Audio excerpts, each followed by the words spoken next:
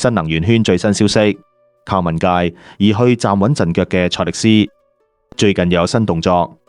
佢哋會聯同字節跳動旗下嘅火山引擎一齊打造一個全新汽車品牌，主打年輕運動風格，計劃今年6月正式亮相。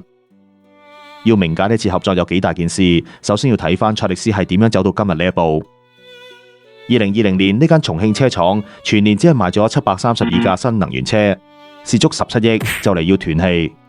老闆張興海揸住嗰部賣唔出嘅 SF5，親自揸車上深圳，去揾一個俾各大車廠集體拒絕嘅落魄大佬。6年後，即係2026年1月，問界第100萬架車正式落線，由0到100萬架，只係用咗46個月，創下行業最快紀錄。喺中國50萬人仔以上嘅新能源市場，每賣出10架車，就有7架係問界 M9。由彈簧大王到最貴代工廠，呢個唔係英雄故事，而係一場絕境中嘅豪賭。而家賽力斯再次出擊，旗下子公司藍電科技已經正式改名做賽鬥科技。呢間公司就係全新汽車品牌嘅營運主體。合作夥伴火山引擎喺汽車智能化領域一早有報告，之前同過上汽榮威合作，打造 AI 原生汽車 CP 架構，喺智能車載技術上面積落唔少經驗。要留意嘅係，新品牌唔止睇國內市場，海外佈局亦已經同步展開，對應嘅渠道營運團隊已經做好。不過而家雙方嘅合作細節仲未敲定，相關企業暫時未有對外發聲。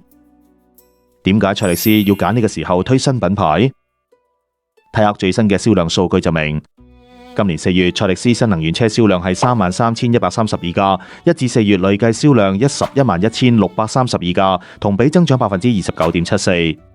目前品牌銷量基本上係靠問界撐起，業績雖然穩步上升，但對單一品牌嘅依賴都幾高。推出全新品牌，正正係賽力斯豐富產品線、新增長點嘅重要一步。新品牌主打年輕運動，同定位高端嘅問界形成錯位互補，可以覆蓋更多唔同嘅消費者。同時靠住火山引擎嘅 AI 技術，新車都有望喺智能體驗上做出差異化優勢。一邊係同華為深度合作嘅高端問界，另一邊係自節賦能嘅年輕化新品牌。賽力斯嘅佈局思路非常清晰，兩條唔同賽道同時發力，好明顯係想全面進攻新能源市場。唔少車友都喺度估，今次跨界聯手打造嘅新車能唔能夠得到市場認可？呢個全新品牌又會帶嚟咩驚喜？歡迎喺留言區一齊傾下，講下你嘅睇法。多謝各位。